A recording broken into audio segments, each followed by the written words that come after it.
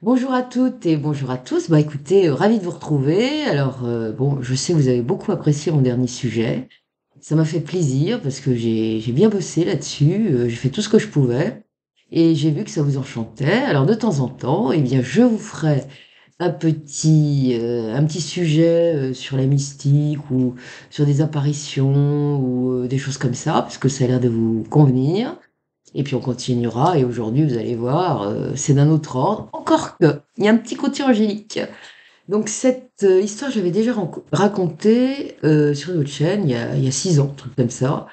Mais j'ai trouvé d'autres documentations qui m'ont fait épaissir le sujet, avec des témoignages d'enfants qui ont été concernés directement par ça. Donc c'est un sujet plus copieux, si je peux me permettre.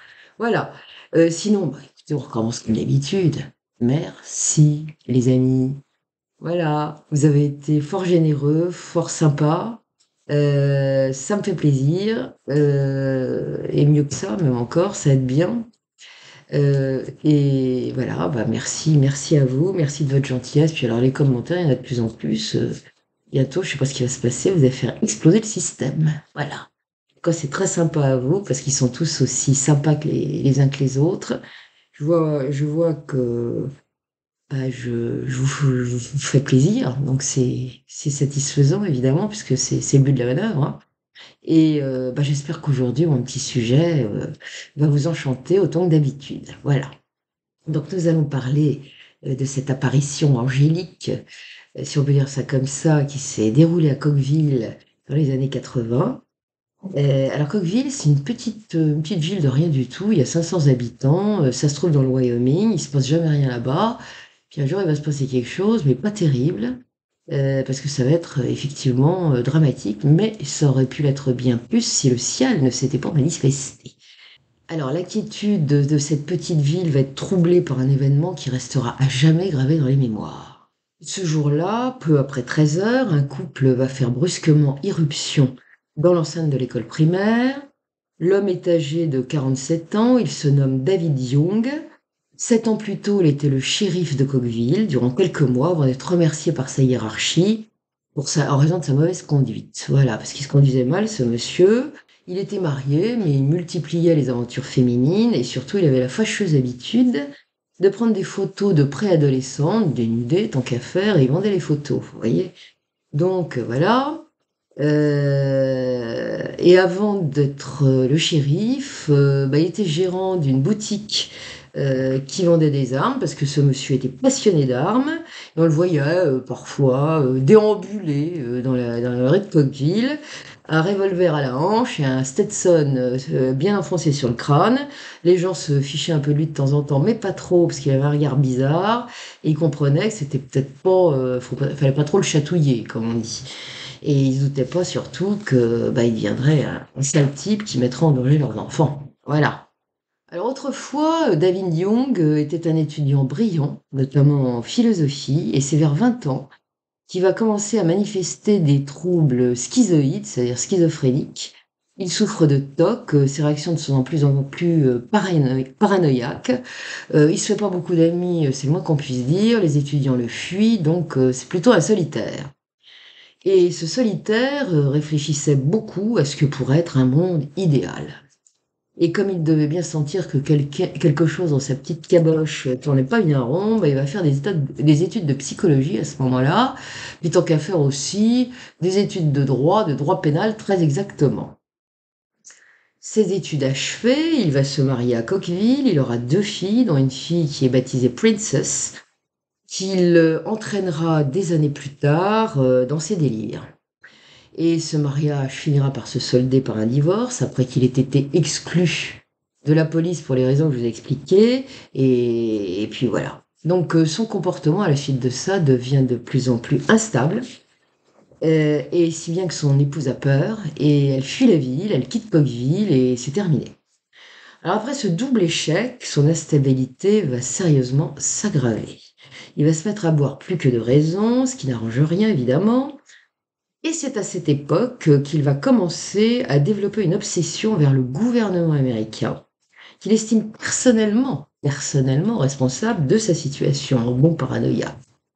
Il faut savoir qu'à cette époque, le pays est dans une grave période de chômage, d'instabilité, et beaucoup d'Américains, de petits Américains, ont des difficultés très graves pour vivre, hein. Et c'est dans un bar qu'il fréquente assidûment qu'il va rencontrer Doris, une jeune serveuse qui est de 3 ans sa cadette. Comme elle aussi nourrit une haine féroce pour le gouvernement américain, ces deux-là sont faits pour s'entendre. Ils vont assez vite quitter Cokeville pour aller s'implanter à Tucson, en Arizona, où ils se marieront. Et c'est là-bas que le couple va rejoindre un mouvement d'extrême droite, un mouvement néo-nazi, extrêmement actif et dangereux, comme il y en a quelques-uns aux États-Unis, qui prône évidemment la suprématie blanche. Ses partisans sont connus pour s'en prendre à diverses minorités de la société américaine, qu'ils considèrent comme des boucs émissaires, responsables évidemment de leur situation précaire. Et au sein de ce groupe extrémiste, Doris et David Young vont apprendre le maniement des armes et les tactiques de survie. Et plus que jamais, David Young va obsessionnellement se mettre à réfléchir et ainsi va germer dans son crâne de piaf en ébullition une idée lumineuse qu'il doit mener à tout prix. Il doit faire la révolution contre ce gouvernement qu'il hait, alors plus que ça, hein, par-dessus tout. Le projet d'instaurer aux États-Unis ce qu'il appelle le meilleur des mondes, tant qu'à faire, s'impose à lui. Ce grandiose projet de réforme qu'il a baptisé The Biggie repose sur l'idée que la société américaine doit radicalement changer d'orientation afin de permettre la naissance d'un monde nouveau. Et pour que cela puisse arriver, ce meilleur des mondes, ça passe par la formation des enfants, c'est ça qu'il se dit. Et tous ces enfants doivent impérativement être initiés et formés dès leur plus jeune âge à sa nouvelle philosophie.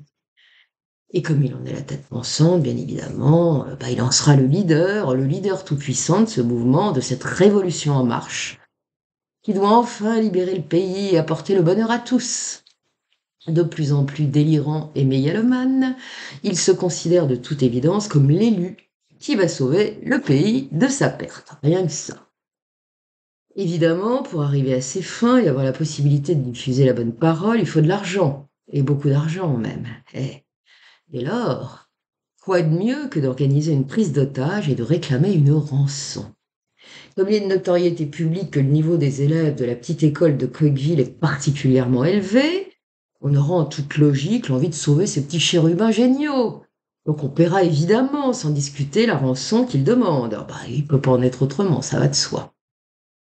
Hélas, dans le programme qu'il a élaboré, tout ne sera pas idyllique pour les malheureux otages, parce que même si la rançon est payée, il a un plan machiavélique et délirant qui est bien plus tordu que cela. David Young ne prévoit pas, en effet, de libérer les enfants après le paiement de la rançon. En fait, il a imaginé de faire sauter la bombe, quoi qu'il arrive, puis d'emmener les gamins dans un endroit retranché et secret, où il les éduquera, les formera à sa nouvelle philosophie.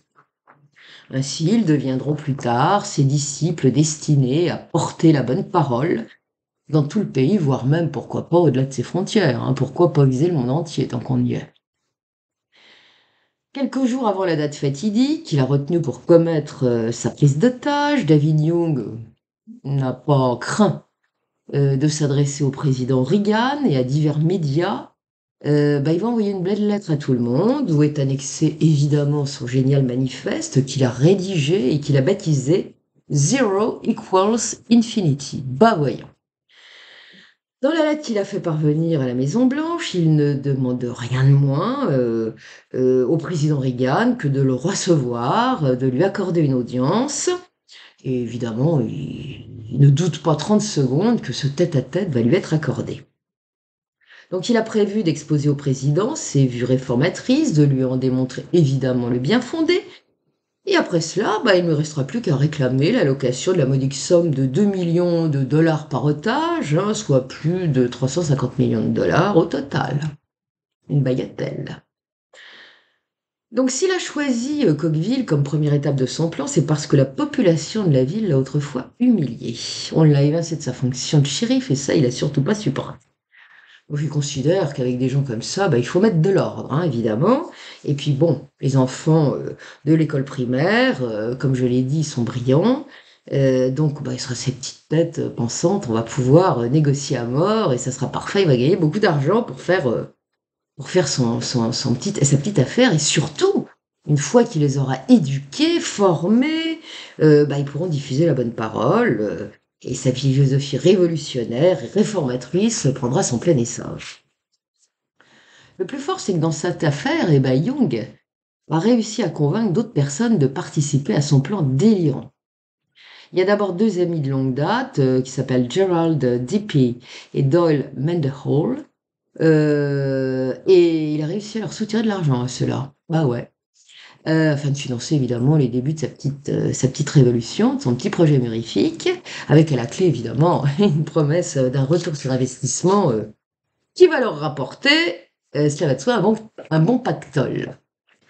Le hic, c'est que ces 2 rêveurs qui doivent participer à l'exécution de son plan, bah, sont pas au courant de tout. Ils n'ont pas été briefés sur les détails de l'opération, sur ce que ça comporte exactement. Donc ils ignorent totalement que la première phase de l'opération, c'est une prise d'otage, voilà. En fait, ils vont l'apprendre quand ils seront en route pour l'école primaire avec Jung, la fille de Jung qui s'appelle Princess parce qu'il a réussi à l'embarquer là-dedans, et son épouse Doris.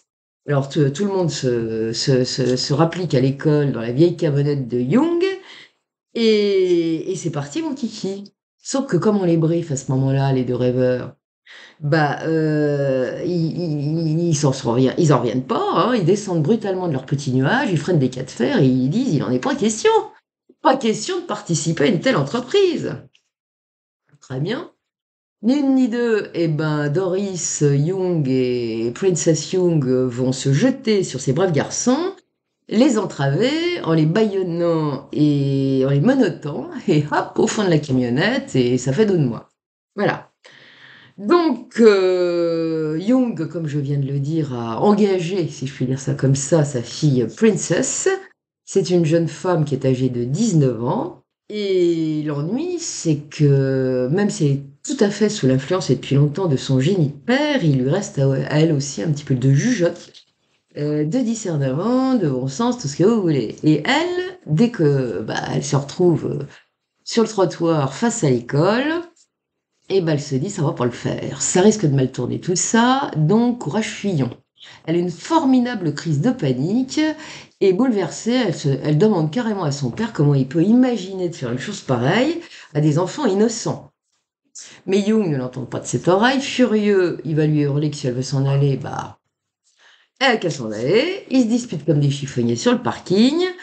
Finalement, il va lui jeter les clés de la camionnette à la figure, en hurlant: «Allez, prends ça et fous le camp d'ici, tu n'es plus ma fille». Arrive alors la messe est dite, hein, évidemment, c'est terminé. Elle va remonter illico presto dans la camionnette et foncer pied au plancher à l'Amérique Coqueville. Arrivée là-bas, dans un état d'affolement extrême, elle va se mettre à hurler de toutes ses forces que son père est en train de commettre une prise d'otage à l'école élémentaire de la ville et qu'une grosse bombe va sauter qui va tuer tout le monde.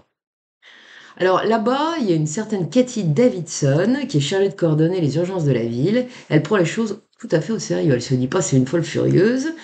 Elle réagit au quart de tour. Elle prévient toute affaire cessante les autorités compétentes de la tragédie, hein, qui commence à poindre, hein. Donc elle va prévenir le shérif de la ville. Elle va prévenir les forces de police du comté de Lincoln, puisque Coqueville se trouve dans ce comté de Lincoln. Les hôpitaux et les pompiers vont être également prévenus. Et de toutes parts, les voitures de police et les ambulances se mettent déjà à foncer vers l'école primaire. Le FBI aussi a été prévenu par ses soins, afin que des négociateurs puissent se déplacer afin de parlementer avec Jung et le convaincre de renoncer à son projet. Lorsqu'il va passer la porte de la petite école de Coqueville en cette journée ensoleillée du 16 mai 1986, David Jung n'a pas renoncé à son plan malgré les défections. Il est seulement accompagné de son épouse Doris qui pousse une sorte de chariot, de caddie, contenant un bric-à-brac d'armes et d'explosifs. Et aussitôt qu'il est entré dans l'école, Jung va se mettre à hurler à l'adresse de Christine Cook, qui est la secrétaire de l'école et qui s'est approchée pour lui demander ce qu'il voulait, si elle pouvait l'aider. et ben, il va lui mettre un revolver sous le nez et il va lui débiter le petit laïus qu'il a dû apprendre par cœur et qui dit: «Ceci est une révolution, cette école est prise en otage, n'appuyez sur aucune alarme, ne répondez pas au téléphone et n'appelez pas pour demander de l'aide. J'ai des fusils, ceci est une bombe, vous et moi sommes seulement à 1 centimètre de la mort.» Très engageant. Suivront les menaces, les avertissements en tout genre. Il terminera en lui lançant que si elle appelle quelqu'un à l'aide, tous les enfants mourront. La pauvre est complètement tétanisée, évidemment. Elle a bien compris que ça prenait une sale tournure. Parce que, joignant le geste à la parole, il va effectivement extraire du caddie, ce qui ressemble à une sorte de bidon, c'est pas trop. Et puis, il y a un bric-à-brac là-dedans qui est entassé. Et elle voit tout ça, hein, la pauvre secrétaire. Et je précise d'ores et déjà qu'à l'issue de cette prise d'otage, qui va hélas mal tourner, on va découvrir dans ce fichu caddie, qui est un truc brinque-ballant en ferraille avec des tas de sacs, que ça cache bien autre chose, notamment 4 fusils et 9 armes de poing. Sur la photo, vous voyez l'arsenal qui est par terre. Vous voyez, c'est intéressant quand même, hein. Dans la foulée, David et Doris Young vont se mettre à distribuer frénétiquement des feuilles imprimées à tous les adultes qui sont présents dans le hall de l'établissement à ce moment-là. Surexcité, Young hurle qu'il s'agit d'un manifeste de sa composition intitulé Zero equals Infinity. Il leur ordonne de lire ça sur le champ. Terrorisés, ces braves gens vont obéir sans discuter et échanger des regards inquiets. Bah oui, quand ils lisent ça, ils disent: «Qu'est-ce que c'est que ce truc?» Ce qu'ils découvrent, c'est quand même assez perché. Ce qui est écrit sur le tract dactylographié relève en effet du pur délire. C'est un véritable charabia, mélange de commentaires décousus, truffés de citations. Jung évoque à la fois Socrate, Newton, Shakespeare. Il mélange ça avec du spiritualisme, de la réincarnation.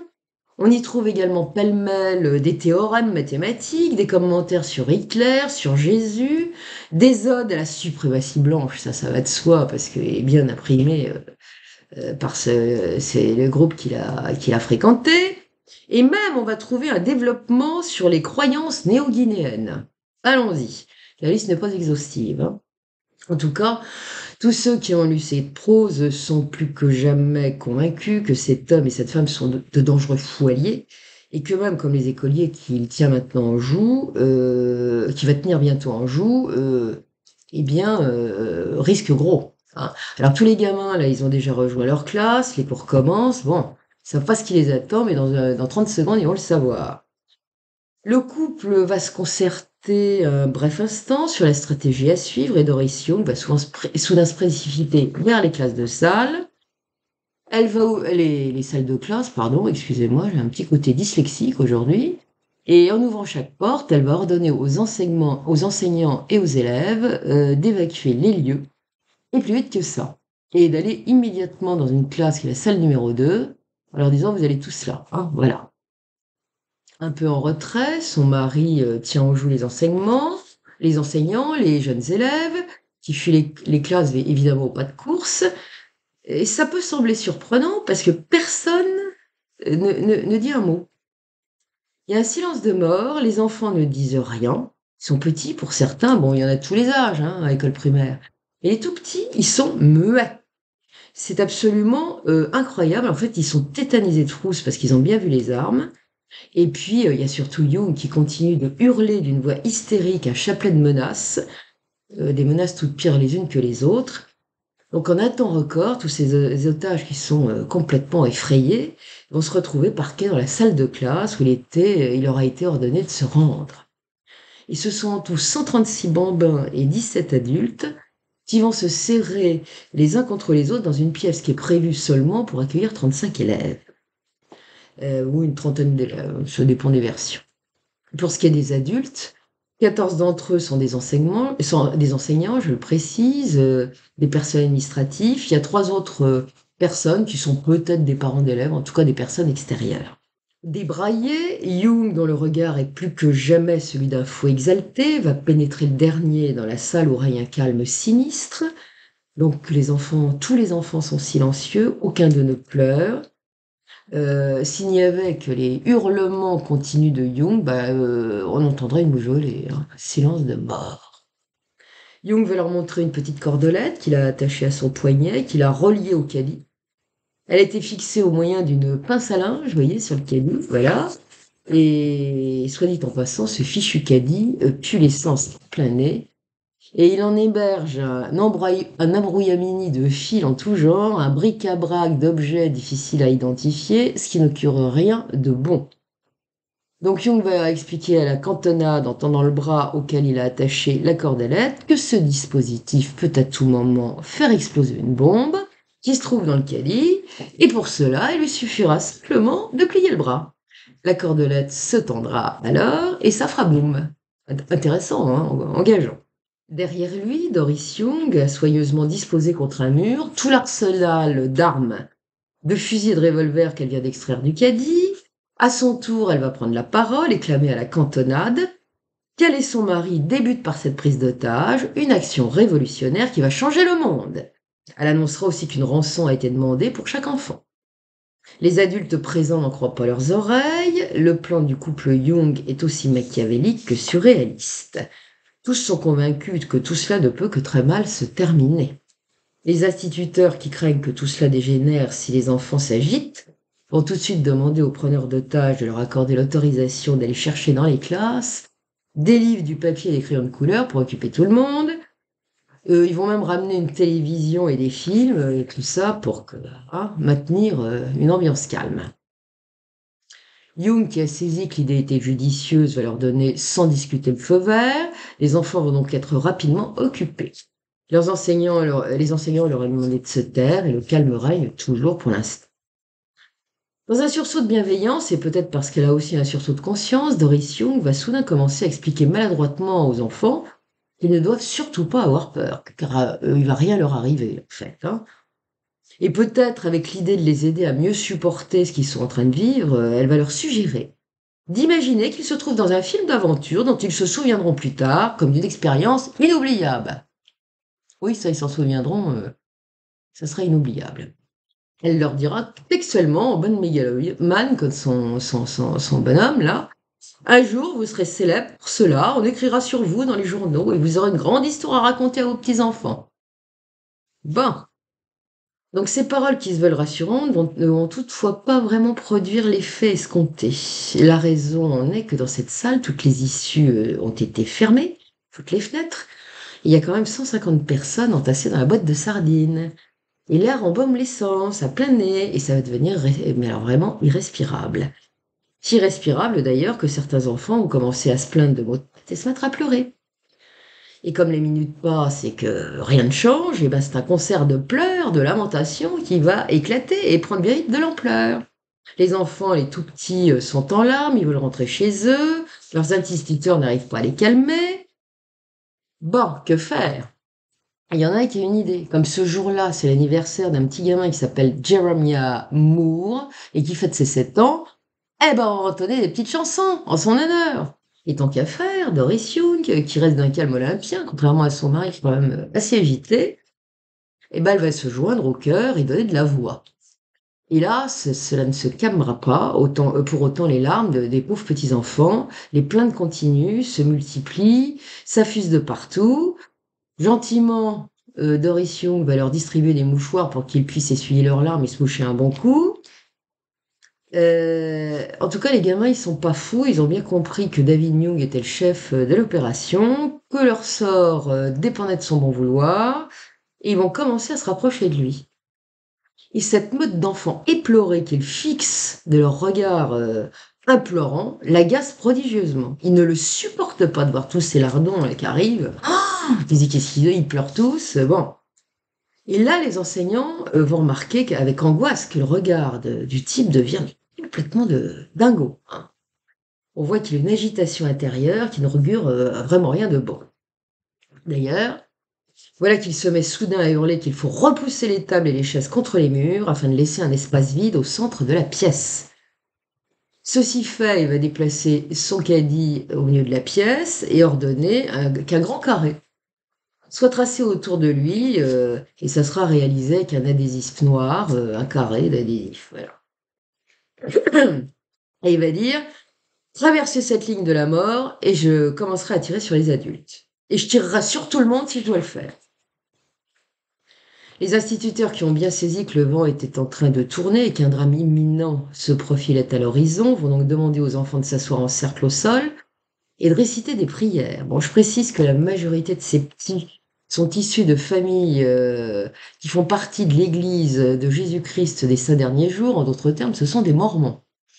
Donc ces gens-là prient beaucoup. L'un des instituteurs déclarera plus tard aux journalistes du quotidien local La Coque Gazette, qui a couvert cette sinistre affaire, comme tant d'autres médias, parce que tout le monde s'y est mis, c'est venu de partout, hein. Et ben, les enfants étaient assis en rond, et comme je regardais vers eux, je pouvais les voir en train de réciter une prière. Ils étaient tous en train de le faire, c'était incroyable pour moi. Bah oui, les pauvres gamins. Jung va aussi consentir à ce qu'une institutrice distribue de l'eau aux enfants assoiffés, puisqu'il fait une chaleur à crever, de plus en plus étouffante dans la salle de classe. Vers 15h40, Jung, qui ne supporte pas de voir le spectacle de ses enfants en train de prier avec ferveur, montre désormais un état d'énervement extrême. Il s'agite de plus en plus. Soudain, il va délier fébrilement de son poignet le cordon qui le relie au caddie, et le confie à sa femme, puis il va quitter précipitamment la salle de classe pour courir se réfugier dans des toilettes qui sont trop propres. Doris Young va donc attacher à son propre poignet la cordelette qui est reliée au caddie, et en tout cas à la bombe, hein, au détonateur de la bombe. Et alors qu'elle est occupée à vérifier que le dispositif de déclenchement de l'explosion est bien en place, voilà que va se produire un phénomène extraordinaire qui dépasse l'entendement. Tout à coup, en effet, les enfants vont apercevoir émergeant du plafond des êtres très lumineux. Personne ne regarde plus Doris Young, mais fixe maintenant le plafond d'un air tout à fait étonné.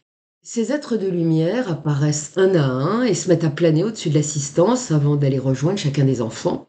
Et dès que l'un de ces êtres se place aux côtés d'un petit, et ben celui-ci s'apaise aussitôt.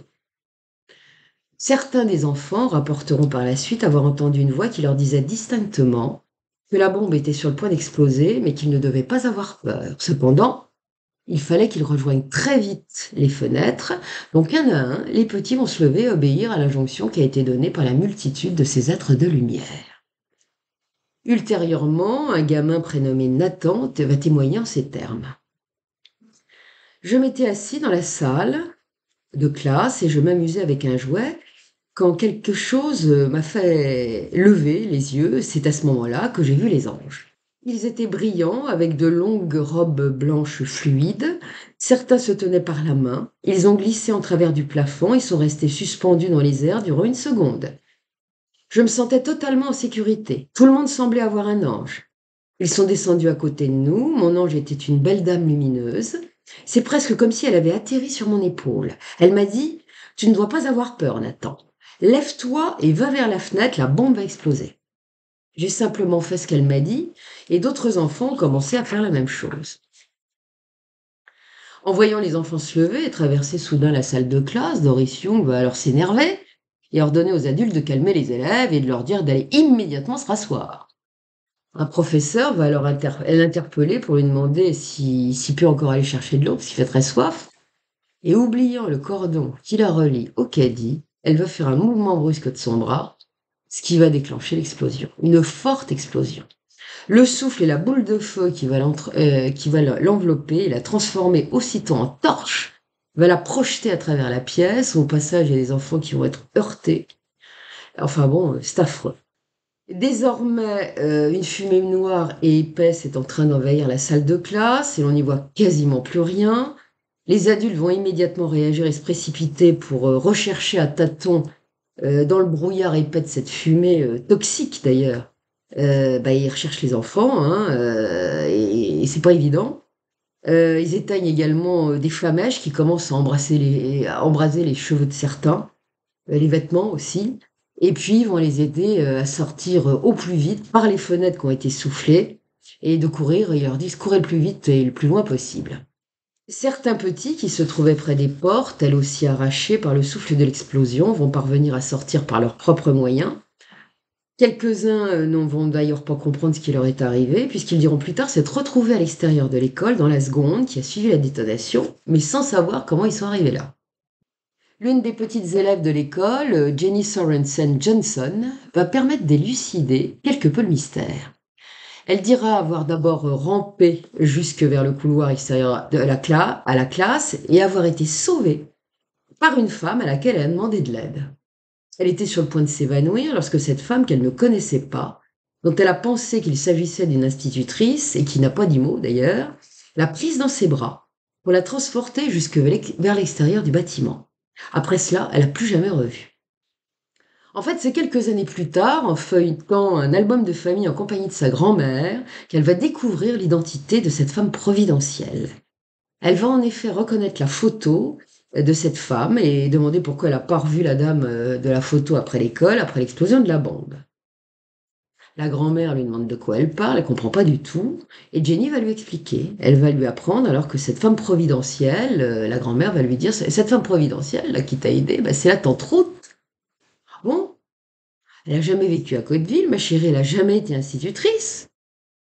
Et puis elle se pose des questions, la grand-mère, elle dit, bah, comment cette tante qui est décédée avant la naissance de Jenny a pu venir, puisque c'est pas possible. Jenny n'a pas pu la connaître, c'est évident. Donc, ce que la petite fille a vu, eh ben, c'est une tante défunte. Voilà, des ancêtres défunts. Comme on le verra encore, Jenny Sorensen ne sera pas du tout la seule enfant à avoir échappé au pire du fait de l'intervention d'un membre décédé de la famille. Alors, il y avait peut-être des anges, mais surtout des ancêtres. Toujours est-il qu'une fois dehors, Jenny va se précipiter vers son grand-père qui a accouru à l'école comme pratiquement toute la ville, hein, tous ceux qui étaient concernés. Et comme tant d'autres, eh ben, il va l'attraper et puis il va courir la mettre à l'abri. Les familles qui avaient été prévenues de la prise d'otage étaient en effet venues vraiment en nombre. Elles avaient forcé les barrages de police et les pompiers qui maintenaient un cordon d'ordre quand elles ont entendu la déflagration et qu'elles ont vu les enfants qui commençaient à sortir par les fenêtres, hein. En panique, les malheureux gamins couraient dans tous les sens et leurs parents les rattrapaient un à un pour les mettre à l'abri, évidemment. Comme des camions de pompiers, des ambulances avaient convergé de toutes parts des coins du comté de Lincoln et peut-être même d'ailleurs de plus loin. Nombre de petits souffraient de blessures, notamment des brûlures. C'est ainsi que tous ceux qui ont été blessés ont pu être immédiatement pris en charge et recevoir les premiers soins avant d'être transportés vers divers hôpitaux. À l'intérieur de l'école, David Young, qui a évidemment entendu la déflagration, s'est alors précipité comme un fou dans la salle de classe qui est absolument dévastée. En apercevant sa femme Doris, qui est très blessée, grièvement blessée, en train d'agoniser sur le sol, bah, il va lui tirer une balle dans la tête afin de l'achever. Puis en apercevant John Miller, qui lui n'est pas blessé, et c'est le professeur de musique, et bah, il essaye de partir, le pauvre, bah, il lui tire une balle dans le dos. Donc après ça, bah, il va se précipiter aux toilettes, David Young, il va se tirer une balle dans la tête, il s'est suicidé et on n'en parle plus. Lorsque les secours vont pénétrer dans la salle de classe, bah, ils s'attendent évidemment à trouver le pire, des gens en morceaux, des enfants en morceaux, hein. Bah, ce ne sera pas le cas, figurez-vous. Ils trouveront bien quelques enfants hébétés, d'autres un peu plus gravement blessés, qui sont sonnés et qui seront évacués, mais aucun dégât mortel, quoi. La dépouille de Doris Young, qui est gravement brûlée et qui gît dans une mare de sang puisqu'on lui a tiré une balle dans la tête, bah, sera évacuée tout de suite. On va la mettre sur la pelouse devant l'école, on va recouvrir son cadavre. Celui de David Young sera retrouvé juste après dans les toilettes. En définitive, on peut dire que ce sont seulement les deux preneurs d'otages qui auront trouvé la mort dans cette tragédie, alors que tous les professeurs, personnel administratif et surtout les enfants sont sains et saufs. Près de la moitié des enfants, 79 en tout, il y en avait quand même le double, hein, présentent surtout des brûlures superficielles sans grande gravité et notamment aux mains. Quelques enfants auront hélas été brûlés au visage. Pourquoi? Parce que leurs cheveux ont pris feu. Donc certains, bah, ça a cramé complètement, puis les mèches de cheveux, bah, ça les a brûlés grièvement. Mais ce qui sera remarquable, c'est que tous s'en remettront sans garder de séquelles. Voilà. La plupart des petits blessés regagneront d'ailleurs, ceux qui ont les mains brûlées ou qui ont des coupures ou des choses comme ça, leur foyer le soir même, après avoir été soignés dans les hôpitaux. Dans les heures qui vont suivre, presque tous ces enfants rescapés du pire qui sont encore sous le choc vont commencer à raconter de drôles de choses à leurs parents. Sur le moment, ces derniers se disent qu'ils sont un peu traumatisés, ce qui est logique, hein, leur progéniture quand même a subi un sacré choc, mais ils vont commencer à se téléphoner les uns les autres. «Comment vont tes enfants? Les miens, ils sont bizarres». Et c'est alors que ces braves gens vont réaliser que leurs enfants n'affabulent pas et qu'ils vont tous comprendre qu'un phénomène absolument surprenant et extraordinaire a dû se produire avant que la bombe explose. Les enfants ont dit, pour la majorité, qu'un ange immense était soudainement apparu et qu'il s'était dressé entre eux et Doris Young juste avant que l'explosion se produise. Il allait déployer largement ses ailes, ce qui va les protéger lorsque tout va sauter. Certains enfants vont aussi évoquer la belle dame éblouissante de lumière, une belle dame, dirons-nous. Elle était souriante, elle s'est tout à coup matérialisée au fond de la classe. Donc ils l'ont pas tous vue, mais certains l'ont vue. Et tous vont dire majoritairement qu'ils ont vu les anges, qui se tenaient la main aussi à un moment, les anges, hein, qui se sont mis à former un cercle autour de Doris Young, en train de s'agiter autour du caddie, avant que la bombe n'explose. Tous ces beaux anges lumineux, qui faisaient une étrange ronde, les regardaient et leur souriaient tendrement, diront-ils. Bon, certes, il y avait des anges, hein, mais il y avait également des gens, des défunts familiaux qui étaient là. C'est la petite gamine, la Jenny Sorensen, qui l'a dit. Et d'autres enfants révéleront par la suite l'apparition d'anges, qui seront également des parents défunts, qui les ont aidés à sortir des lieux, hein, de l'école, en leur disant faut que tu sortes par là, et voilà. Alors, il y a parmi eux le fils de Ron Hartley, qui était l'enquêteur principal, celui qui a mené l'enquête principale du bureau du shérif. Et son fils faisait partie des otages. Et ce gamin va rapporter une anecdote assez troublante. Le gamin dit à son père qu'il a vu un ange. Le père l'écoute. Il se dit, qu'est-ce que c'est que cette histoire? Il lui dit, donne-moi des détails, explique-moi tout ce que tu as vu. Et le gamin va lui répondre spontanément qu'il s'agit d'une femme qu'il a vue et que c'était peut-être sa grand-mère Meister. Son père lui répond que c'est pas possible puisqu'elle est toujours vivante. Comme il veut pas en démordre, son père va lui montrer l'album de photos. Et le gamin va mettre le doigt sur la photo d'une femme et dit, c'est celle-là que j'ai vue. Elle m'a aidé. Et il va crier, c'est mon ange, c'est mon ange. En fait, il s'agissait bien d'une grand-mère, mais l'autre grand-mère, qui était morte 3 ou 4 ans plus tôt. Le petit garçon va évoquer d'autres anges qu'il a aperçus en disant que juste avant l'explosion, tout cela s'était donné la main et avait fait la ronde autour de la bombe. Et que quand elle a explosé, il va préciser que tous ces anges ont traversé le plafond avec la boule de feu. Incroyable, hein? Un autre enfant, qui s'appelle Pine, dira qu'il était en train de colorier lorsqu'il a aperçu brièvement une femme aux cheveux châtains, foncés, coupés courts. Elle était vêtue d'une longue robe blanche et elle lui a recommandé d'écouter son frère, tout en ajoutant qu'elle l'aimerait toujours. Le gamin a alors baissé les yeux et la seconde d'après, lorsqu'il les a relevés, elle n'était plus là. L'apparition avait raison, puisque juste après qu'elle ait disparu, son frère est venu le voir et lui a dit: «Allez, file, file vers la fenêtre», et c'est ce qui lui a sauvé la vie. Et lui aussi reconnaîtra cette femme, représentée sur un médaillon, qu'il verra un jour dans sa famille, et il apprendra que c'est sa grand-mère maternelle, la mère de sa maman, et cette grand-mère maternelle était décédée lorsque sa maman n'avait que 15 ans, donc il pouvait évidemment pas l'avoir connue. Tous les témoignages de ces enfants, dont on découvrira qu'ils évoquent des observations similaires, ont été en partie rapportés par la presse dans les jours qui vont suivre le drame. Et c'est si incroyable que les plus sceptiques finiront par se dire il s'est passé quelque chose de bizarre. Un événement probablement surnaturel et merveilleux. Et oui, ça s'est peut-être produit effectivement le 16 mai 1986 dans cette petite école de Coqueville. Et d'ailleurs, nombre de faits bien concrets achèveront de les en convaincre. Comme c'est toujours le cas dans ce genre d'affaires, il y a des experts qui vont se rendre sur place, armuriers, techniciens, policiers évidemment. Donc ils vont regarder tout ce qui reste de la bombe évidemment, et ils vont voir que le matériel bricolé par David Young pour faire sauter l'école, c'était pas rien. C'est une bombe artisanale, mais méticuleusement confectionnée, très sophistiquée. Et les experts vont dire qu'elle aurait dû normalement causer des dégâts affreux, considérables. Sa puissance était équivalente à 25 bâtons de dynamite, vous imaginez, dans une salle de classe. Jung avait placé dans le caddie trois strates de bois, en fait des étagères. Celles-ci reposaient sur des boîtes de thon qui avaient été farcies avec de la poudre explosive. Il y en avait au fond du caddie avec des détonateurs. Au milieu de ce millefeuille de plaques de bois, qu'il avait truffé de centaines de balles, tant qu'à faire, qui devaient se disperser comme ça à la volée, comme des éclats d'obus, bah, il avait mis un bidon d'essence.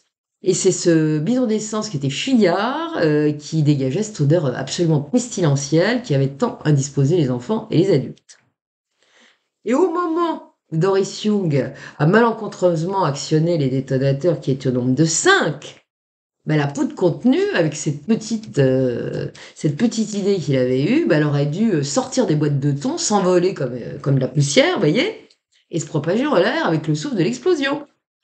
Et comme bah, ça aurait enflammé l'essence, tout ça, bah, quand l'essence, les flammes, bah, ça aurait évidemment enflammé la poudre qui est dans l'air. Il y aurait une boule de feu qui aurait ravagé toute la pièce, et évidemment, tous ceux qui auraient été là, c'était terminé pour eux. Or, bah, c'est pas ce qui s'est passé. Les experts vont découvrir diverses étranges anomalies qui ont fait dysfonctionner le système de la bombe, ce qui a évité qu'il y ait un carnage complet. D'abord, il y a 4 détonateurs sur 5 n'avaient pas fonctionné. Et pour cause, leur fil était mystérieusement sectionné. Et on ne sait pas pourquoi. Personne ne le saura jamais. Quant au récipient de carton contenant l'essence, bah, il présentait bien une fuite, si bien que le liquide s'est peu à peu écoulé. Il s'est réparti sur la poudre qui était contenue dans les boîtes de thon. Bah, la poudre, elle s'est transformée en une sorte de pâte. Donc, elle n'a pas pu, lorsqu'il y a eu le souffle de l'explosion, se disperser dans l'air comme Young l'avait prévu et s'enflammer par la même occasion. Et un technicien de déminage qui a examiné les lieux juste après l'évacuation des victimes a déclaré au shérif en chef du comté de Lincoln que normalement, si la bombe avait explosé normalement, eh bien, ça allait détruire carrément l'aile entière de l'école. Et lui non plus s'expliquait pas du tout pourquoi le souffle de l'explosion était parti à la verticale, ce qui a évité le pire. Donc, elle n'a pas rayonné sur les côtés, cette explosion, comme c'était prévu, mais spécifiquement à la verticale. Et c'est pourquoi Doris Young, qui se trouvait penchée au-dessus du caddie au moment où l'engin a explosé, s'est transformée en torche vivante, puis elle a dégagé. On saura aussi que quelques jours avant le drame, Badavegno, il avait fait des essais. Il avait fait exploser une bombe identique dans un vieux bus désaffecté afin de voir si son système marchait bien, et ça avait très bien marché. Alors, on a quand même retrouvé dans les murs des éclats de ferraille, hein, puisque les cartouches ont dû exploser. Et normalement, ça aurait dû blesser du monde en passant. Eh ben non! Il n'y a pas un éclat qui a blessé qui que ce soit. C'est quand même fou, ça aussi. Donc tout ça, ça a laissé les experts totalement ménusés. Il n'y avait pas de logique dans tout cela. Ils en ont conclu que ça ne pouvait certainement pas être le fait d'un pur hasard. Ils pensent qu'il y a eu un miracle. Il faut dire qu'on est dans un secteur mormon, donc bon, on est croyants, vous voyez. Donc, miracle, et ce qui a épargné autant les adultes et les enfants. En tout cas, pour eux, il n'y avait aucune autre explication possible. Donc, dans cette affaire, seules 79 victimes ont été dénombrées, atteintes seulement de brûlures superficielles qui ne vont pas laisser de séquelles. Euh, elles ont gagné, comme on le sait, leur foyer assez rapidement. Le professeur de musique John Miller, qui a pris une balle dans le dos, bah, ça lui a pas fait du bien, mais il va s'en remettre. Il n'a pas eu de séquelles. En fait, les 2 victimes de la chose, bah, ce sont les preneurs d'otages, Doris et David Young. Voilà. Et ça ne sera pas tout dans cette histoire, car il va y avoir d'autres faits troublants qui permettront de supposer qu'un véritable miracle a eu lieu dans la petite école de Coqueville. Lorsque les journalistes de télévision et de presse, ainsi que les photographes, seront autorisés à pénétrer dans la fameuse salle de classe qui est encore en état de dévastation totale, ils vont remarquer immédiatement un détail étrange qui leur attire l'œil. Qu'est-ce qu'ils voient en effet? Sur un mur figure un dessin mystérieux. qui représente une forme qui valide les déclarations des enfants. Et c'est en effet devant ce mur que tous diront avoir vu la belle dame lumineuse. Pour cette raison, la salle de classe numéro 2 ne sera pas immédiatement restaurée. Il sera ainsi décidé de la laisser ouverte au public durant tout l'été qui suivra. Et on est au mois de mai et tout le monde pourra venir voir. Alors, il y en a qui disent qu'il y aurait eu des conversions, des gens qui étaient athées en voyant le miracle, bah, ils seraient convertis. Voilà. En tout cas, ce drame qui aurait pu se révéler dévastateur pour la petite communauté de Coqueville reste encore aujourd'hui gravé dans les mémoires des enfants devenus adultes, comme un souvenir qu'ils évoquent avec émotion. Ça fait partie des archives du Wyoming. J'ai regardé ça, vous voyez, c'est de tout l'État. C'est quelque chose qui a marqué. Bah, il est vrai que, bon, si ça s'est passé aussi merveilleusement, bah, tout le monde n'a pas le privilège de côtoyer des anges et encore moins de les apercevoir. Et évidemment, puisqu'on est au pays d'Hollywood, bah, un film a été tourné qui retrace cette histoire aussi dramatique que merveilleuse. Ce film s'appelle Le miracle de Coqueville et il est sorti en salle en France en 2015. Voilà. Et peut-être que certains d'entre vous l'ont vu. Donc c'est une histoire merveilleuse, Les Anges de Coqueville. C'est quand même quelque chose d'assez intriguant qui s'est passé là. Effectivement, ça aurait pu être un véritable carnage.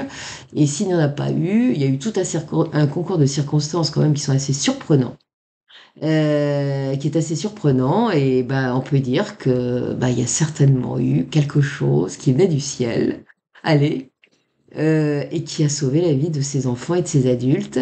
Et donc c'est une belle histoire, même si bah, c'est assez tragique. Voilà. Donc j'espère que ça vous a plu. La prochaine fois, j'ai 2 sujets, auxquels je réfléchis. Ils sont faits tous les 2. Je sais pas lequel je vous présenterai, si c'est le très long, ou c'est le plus court. Je vais voir. C'est en fonction de tout ce que j'ai à faire, parce que j'ai beaucoup de choses à faire en ce moment. Voilà, j'espère que vous allez bien, que vous êtes en pleine forme. J'ai vu que les petits oiseaux chantaient entre 2 averses, mais ils font leur nid. Donc le printemps arrive, les enfants, les gens qui poussent. Vous allez en forêt, vous détendre, profitez-en bien. Et je vous souhaite plein de belles choses et de belles promenades. Je vous dis à bientôt et encore merci. Au revoir.